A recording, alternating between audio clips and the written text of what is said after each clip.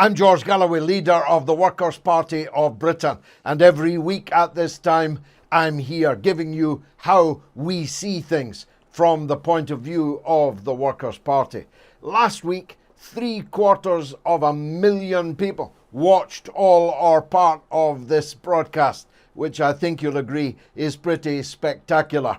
So make sure that you spread the news about this one. Share the content. Tell your friends that it's worth watching, even if only to get a different point of view to the one being pumped out endlessly 24/7 by the mainstream media.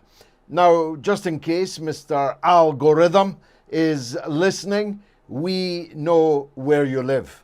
We know that you are interfering with our communications. So that 750,000 may actually have been more. There was one point at which one of the clips from last week's broadcast had 10 times more likes and retweets than it had views, according to the official view counter. Go figure. So spread the news. Every week, 8 o'clock on a Wednesday, the Workers' Party is in town, telling you like it is from our point of view.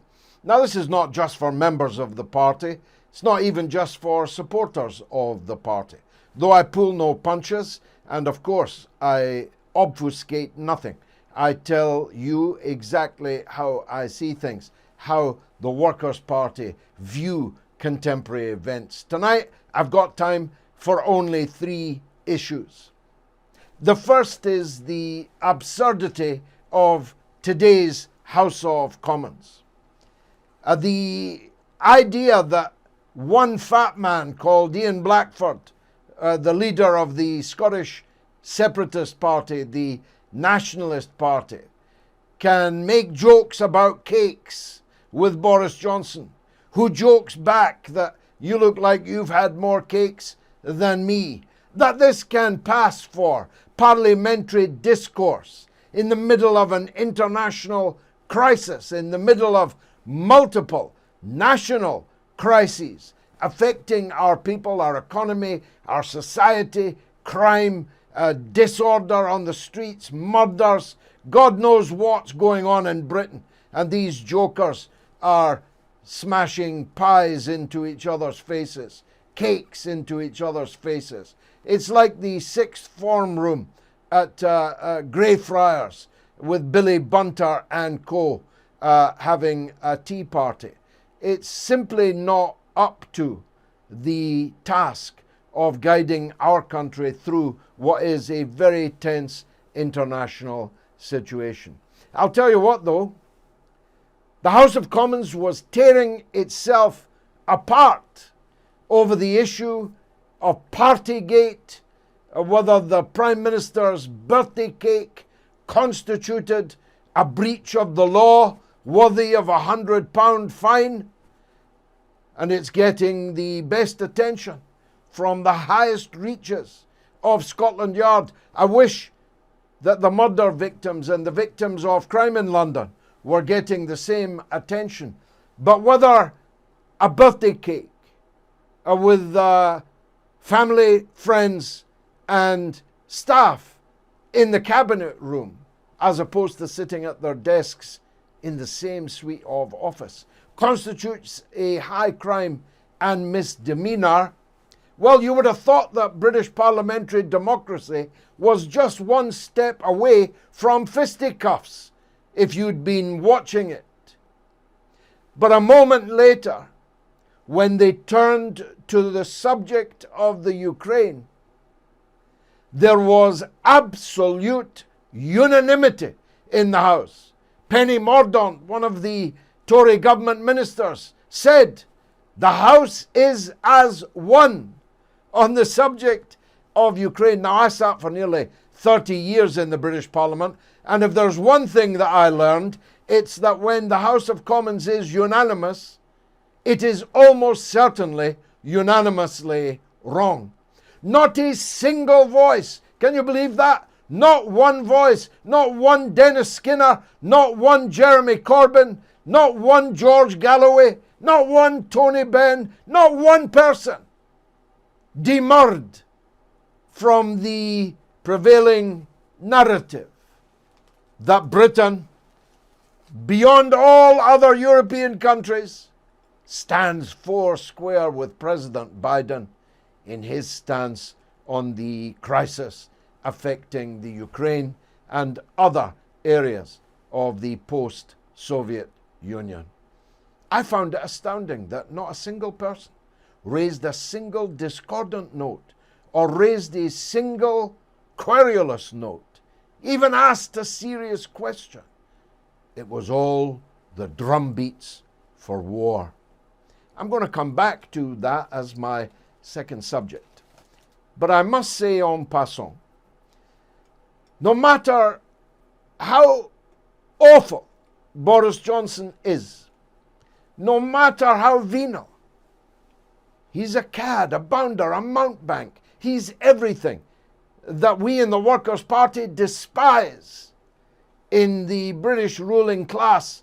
He's a dissolute rake, like a character from the Regency period, exercising the droit de seigneur on any passing woman, married or single, that happens to cross his purview. He's a man without any moral sense at all, without a scintilla of emotional empathy or emotional intelligence. He's vile, okay? And yet the people that are trying to bring him down are more vile still. Just imagine that. It's a collection of disparate viewpoints. The Thatcherites don't like him because whatever else you call Boris Johnson, he's certainly not conservative, not with a track record like his. The Remainers probably constitute the main ramp in the Conservative Party to get him, because they think if they can get Johnson, they can, as their Tarzan, Lord Heseltine, Michael Heseltine, put it just yesterday, getting rid of Boris Johnson could begin to unravel the whole of Brexit.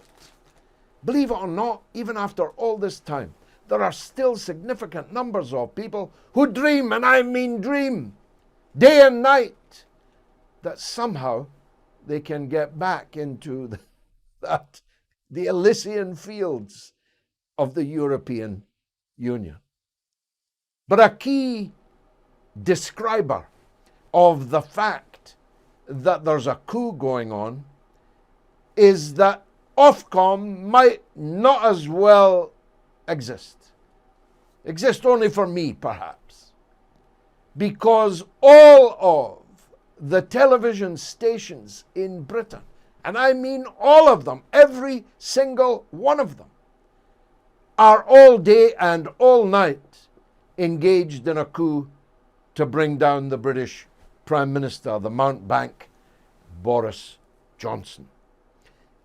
And when you've got Channel 5, Channel 4, Sky News, BBC Television, BBC 2 on Newsnight, every BBC local radio station, even in Scotland, they are discussing tea parties in Downing Street. When Scotland's got its own parliament, its own so-called government, which is literally dripping in sleaze up to its neck in criminal behavior, actual criminal behavior. The police are investigating a missing sum of £600,000 from the Scottish governing party's internal coffers. And yet the television in Scotland is discussing a birthday cake in Downing Street in London. So I've lived through a lot in my life, and I know a coup when I see one. And this is a coup to get rid of Boris Johnson. From our point of view, in a way, what do we care? We'll despise the next Tory leader just as much as we despise Boris Johnson. But it shows the crises, multiple crises and divisions inside the British ruling elite. But they're united against Russia, the bear, big bad Boris. They're definitely keen to see the Russian government humiliated in Eastern Europe. All of them. Labour, Conservative, Liberal Democrat, Scottish nationalist, Welsh nationalist, so-called Greens, all of them utterly united behind the ultra-nationalist government in Kiev with its fascist battalions at the front. The Azov battalion, the swastika-wearing, jack-booted, Holocaust-denying legions of Bandera who fell upon the Ukrainian Jews before the SS could even get there, who murdered Jews in Poland and in Ukraine. These are our allies in the Ukrainian imbroglio. So let me turn to that very imbroglio. The law of unintended consequences very frequently kicks in politics, and it certainly has on the European mainland. As I speak to you this evening, the Hungarian Prime Minister has made clear that there is absolutely no way that Hungary is going to get involved in a military conflict between Ukraine and Russia. The Croatian president, Croatia of all places, denounced last night the events in 2014 in Ukraine as a US organized coup. He blamed Joe Biden for this entire crisis and said that if there is a conflict between Russia and Ukraine, not only will Croatia not be sending forces into the maw, they'll be withdrawing all of their forces from NATO operations everywhere in the NATO theatre, which is, of course, now everywhere. The Polish Prime Minister, having said a couple of weeks ago that Poland was tired of criticizing China at the behest of the United States, has now said that the Polish government will not support the American plan to land American soldiers in Eastern European countries, 8,000 of them to begin with more already, no doubt, polishing their boots. Poland, Croatia, Hungary, France and Germany are meeting right at this minute. Oh, for a hot mic, so that we could hear what Schulz and Macron are actually saying. But the one thing we know that they are saying is that they absolutely have to be counted out of the war drive against Russia, particularly Germany, which faces an energy catastrophe if there is a war between NATO and Russia. Never mind the Nord Stream. Without Russian gas supplies, Germany would have to close down, and half of its people might freeze to death. Because, as Qatar made clear today, there isn't any way that they can make up the shortfall if the Russian gas is turned off. Germany is so disinclined to join in the Anglo-American policy, for that is now what it is, Anglo-American and Romanian. Let's be accurate, the Romanians are anybody's. They're definitely Joe Biden's. The Anglo-American policy towards Ukraine is now dividing NATO like never before. So something that was supposed to be a demonstration of NATO's prowess and unity has already, before a shot has been fired, sent NATO into absolute disarray. Bulgaria is the latest country to announce that there are no circumstances in which they will permit American soldiers on their soil, and no circumstances in which they will get involved in a war between Russia and Ukraine. So Joe Biden's going to need not 8,000 soldiers, not even 80, not even 800,000, but try 1,800,000 and try thinking about a new Vietnam, President Biden. That's how serious this conflict could become. So the question is there going to be a war? Well, I say exactly what I said last week. I hold to it. I do not believe that Russia has any intention at all of invading Ukraine. And the more you look through the lenses of the NATO binoculars themselves, the more obvious it is that there's going to be no Russian invasion of Ukraine. First of all, the soldiers that are always said to be massing on the border of Ukraine are 150 miles from the border with Ukraine. Secondly, as the Ukrainian president pointed out, 150,000 soldiers is not enough soldiers to mount an invasion of the Ukraine. On that, he was telling the truth. Russia has no intention of invading Ukraine, neither across the Ukrainian border nor through the Belarusian border. But, again, I repeat what I said last week. The Russian people who live in eastern Ukraine, and that's what they are, Russian people, will be defended by Russia if the Kiev government forces attack them beyond the desultory couple of deaths a week that they have been extracting from those Russian people every day for the last 7 years. If there's a full-scale attack, if there's an attempt to destroy the so-called People's Republics in the Donbass, then obviously Russia will come to their aid. How could they not? First of all, hundreds of thousands of those people are actually Russian citizens with dual citizenship, with 2 passports. And millions of them are ethnically Russian. Their language is Russian. Their culture is Russian. They look east, not west. They still live a kind of time warp with an acute consciousness of the victory of the Red Army in 1945 and the role played by Ukrainian fascism in the Nazi occupation and rape of their country and mass murder of their compatriots.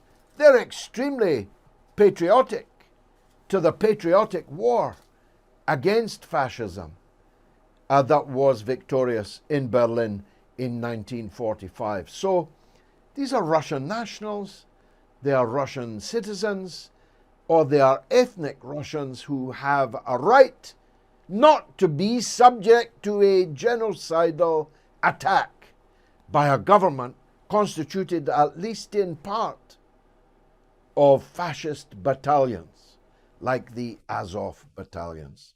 So it's as it was last week, except it has concentrated the mind wonderfully everywhere except in the British House of Commons.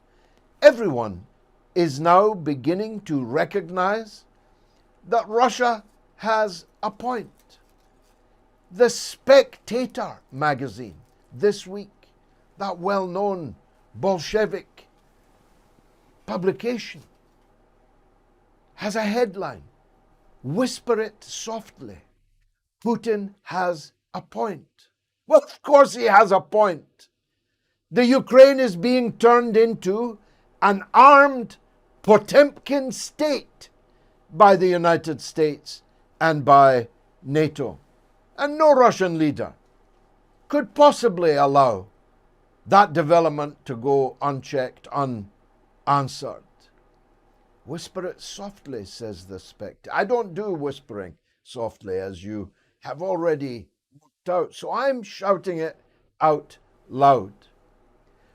The breaking of the promises made to Moscow by George Bush the First and by James Baker, his Secretary of State, written about voluminously by Baker in his memoirs, those promises have been broken and they need to be kept. And the most essential of those promises was that NATO would not advance beyond Germany once the Berlin Wall fell and East Germany ceased to be. That there would be no encroachment on the borders of Russia by NATO enlargement. And in particular, the idea that the Ukraine and Georgia can be turned into armed camps right on Russia's borderline is simply absurd. Just think about it. If Russia was backing a pro-Moscow government in Canada, sending its soldiers there, its weapons there, even its nuclear weapons there, you really think the Americans would just let that slide? You really think the Americans would have nothing to say or do if Moscow turned Canada into an armed camp with its guns all pointing into the United States? And maybe China down in Mexico, down Mexico way? Just think about it. How could any superpower possibly allow itself to be humiliated in that way? And on the subject of humiliation, and finally, for this evening, I found it a sad sight to see Jeremy Corbyn say how disappointed he was that the National Executive Committee of the Labour Party, by a decisive margin, had decided to back Keir Starmer's exclusion of Corbyn. Just 2 years ago, the leader of the Labour Party, the most successful electoral leader of the Labour Party in 2017, since 1945 and Clement Attlee's landslide victory. He's now sadly disappointed that his own party will not support his own rights as a member of that party to receive Keir Starmer's whip in the House of Commons. I'm saddened for two reasons. I'm saddened because after 37 years in Parliament as a Labour Member of Parliament, Jeremy Corbyn deserves better than the humiliating treatment that he's receiving from Starmer and now by his own National Executive Committee. But I'm sad for a second reason. What would be achieved by Jeremy Corbyn receiving Keir Starmer's whip? How would that take anybody forward? Least of all Corbyn, who would be seen to be cowed, sitting there under sufferance, able to be kicked out again at will any time that he said or did anything that makes him Jeremy Corbyn. What's the point in being a member of Keir Starmer's Parliamentary Labour Party if the price of it is, as it would be, that you have to go along with every betrayal that Keir Starmer is currently engaged in? Rachel Reeves is our name, the Shadow Chancellor, just the other day declared that Labour is not in favour of public ownership of the gas industry, the electricity industry, the water industry. The precise opposite of what Starmer claimed when he was running for leader, by the way. But that's now the Labour position. They believe in private ownership of the once public utilities. They believe in war. They believe in Israel without equivocation, in the words of Keir Starmer. They believe in the Ukrainian Potemkin state and its maneuvers that run the risk of dragging us into a European war that could become a nuclear. What's the point? What's the point, Jeremy? And more importantly, to his supporters, what is the point in seeking readmittance to this misnamed Labour Party that has disgraced the very concept, the very idea of a Labour Party? We have a saying in Scotland, the game's a bogey. The game's over. Labour is over. It's never coming back. Jeremy's not coming back.